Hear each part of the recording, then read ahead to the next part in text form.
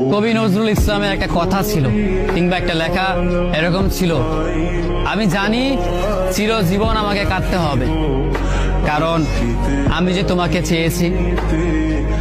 আসলেই আমি যে তাকে চেয়েছি এই জন্য আমাকে সারা জীবন কাটতে হবে, কারণ আমি তাকে কোনোদিন পাবো না, আর পাইনি বলেই আমার কান্না করতে হয়। তাকে আমি প্রচন্ড ভালোবাসি বলেই আমার কান্নাটা আসে, তাকে আমি আমার করে পাইনি বলেই আমার কষ্টটা হয়। কবি নজরুল ইসলামের লেখাটা খুব দারুণ ছিল। আসলেই তাকে পাইনি বলে আমাকে সারা জীবন কান্না করতে হবে।